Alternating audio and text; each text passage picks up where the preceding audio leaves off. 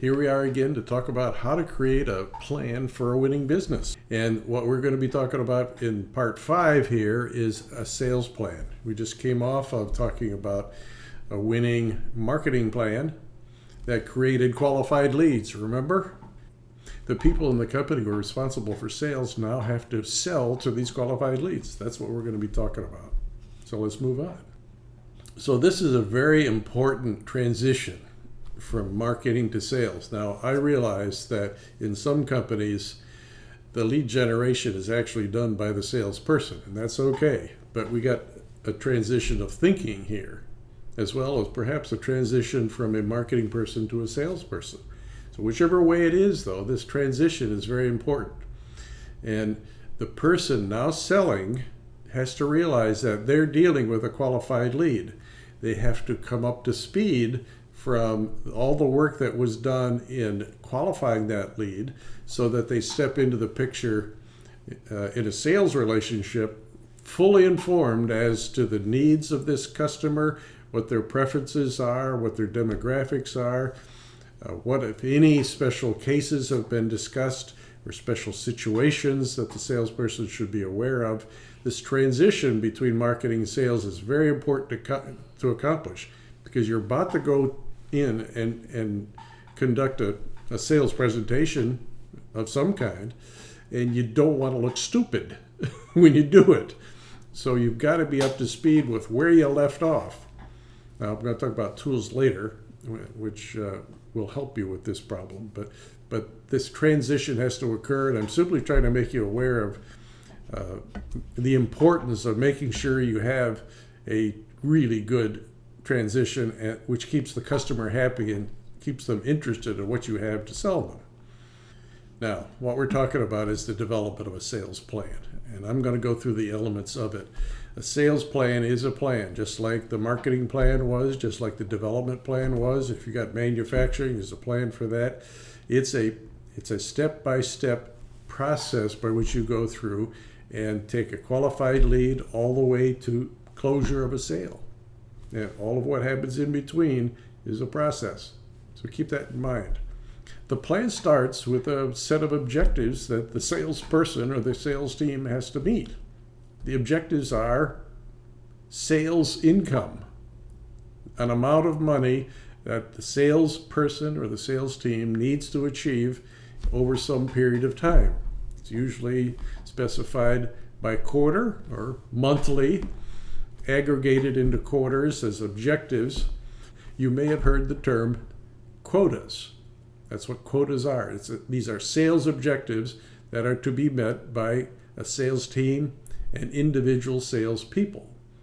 That means they've got to close sales that add up to an amount of money that comes into the company as a payment for the product and or services. The sales plan itself should describe, near the beginning of it, after describing the sales strategy, what the objectives are annually, that we're trying to achieve this year, in other words, and then broken out by quarter and by month in each quarter. And by salesperson. If you have lots of salespeople, each one has a quota. The person responsible for sales sets all of this stuff up after some thoughtful work on who ought to be selling what products and what services to what particular customers, with the thought in mind of who the best people are to sell to certain kinds of companies. This is all written down in the first part of your sales plan. Then we decide, well, who's going to sell what and where? So if you've got multiple salespeople, they could be selling different products. That's one way to divide up the sales responsibility in your company. Person A sells product line A, person B sells product line B, and person C sells product line C. Or salesperson A sells to the East Coast, person B the Midwest, and person C the West Coast. They're territories. Now, if you're just starting out, it could be this person sells in Raleigh, and this person sells in Cary, and this person sells in Durham. They break it up into territories that people sell to. There's got to be some order to what markets, what set of customers does each salesperson sell to? So you don't run into salespeople colliding with each other, calling on the same customer for the same products and services. That's the problem you're trying to solve here. So divide up the sales responsibility by market, sometimes known as by territory, or by kind of product, some way so salespeople don't collide with each other. Worse yet, colliding with each other in front of customers. So decide on the markets. The process, as I mentioned earlier, is an orderly left to right process that goes something like, okay, initial sales meeting. We accomplish what steps in the initial sales meeting? Initial sales meeting leads to follow-up sales call. That's the second step of the process. That step leads to a third step that perhaps could be create proposal for the customer, which could lead to follow-up on proposal with customers, have a follow-up meeting, in other words. The next step could be resolve proposal issues. The next step could be negotiate final terms of the sale. See how this goes? Step by step by step. And this is something that could be monitored through the use of a CRM tool, which I'll talk about later. But have an order of things. Just don't walk into a customer and start selling. There's certain things you got to do in order to establish the relationship, move into an orderly way of presenting what you have to sell, founded in the needs of the customer, and go through an orderly process of getting a proposal to them, negotiating the proposals after you resolved all of the issues, and sign a deal. And you're done. Go on to the next one. You need a process. The process should be written down. Now, there are a number of sales tools. I call them sales tools. These are things that the salesperson uses as part of this sales process and the execution of this sales process. Let me give you some examples of what I mean by this. The first I've mentioned earlier is the Customer Relationship Management System. It's a CRM. It's like Salesforce.com, which is the biggest one in town, but it could be HubSpot or Agile. Any tool that enables you to keep track of all of your customers, name, all the contact information about them, and assigns out an orderly set of tasks that you're going to perform, and it reminds you what these tasks are, and enables you to document the status of the sales process, customer by customer by customer. It could even automate. These tools can automate the process, step by step by step. So I urge you, if you don't have one, go get a CRM tool that works for you. If you're an early stage company, you don't have, but a few dozen customers, maybe even more, upwards to a few dozen, HubSpot would be just fine. Agile would be just fine. If you've got hundreds of customers on to approaching 1,000, you need something much more sophisticated like Salesforce.com. But there are many, many others. Pick the one that seems to fit your business and your market, but have one, is my point. Then every good salesperson has a demo of some kind. The demo could be as simple as a pictorial view of a product, or a graphical depiction of a service that you're going to be performing for them. Something that gets across what it's going to be like for them, your customer, when they buy what you're selling. If it's a service, you're selling a services methodology. If it's a product, you're selling a thing, or software, a software platform. Software is a service offering of some kind.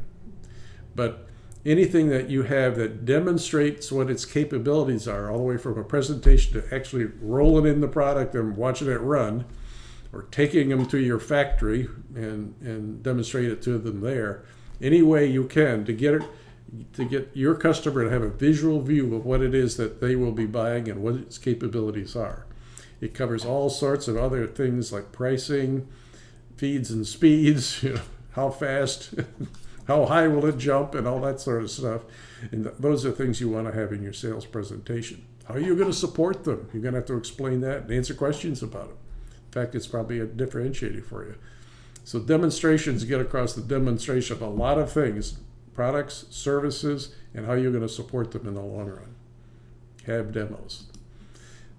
Of course, have a sales presentation. I probably have talked about this enough, but it's PowerPoint presentation of some kind.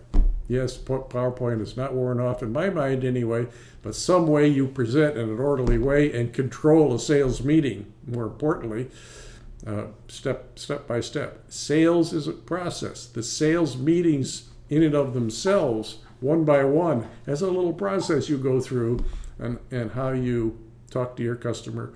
Put in an orderly way the things that you want to talk about step by step. So have sales presentations, plural, for the appropriate step in the sales process. Sales collateral also is important. Sales collateral is paper usually, but it could be online resources as well. But supporting information about the product. It's detailed specifications. It's video demonstrations of it that you could leave behind or give them URLs to. Collateral material that further supports the sales process and provides information that goes perhaps far beyond what you have told them in the sales meetings themselves. So you leave behind, sometimes these are brochures you leave behind, pictures of the products, graphical demonstrations of service methodologies, how service is done, all sorts of collateral. You might even leave them a book of 3 or 4 after your first visit.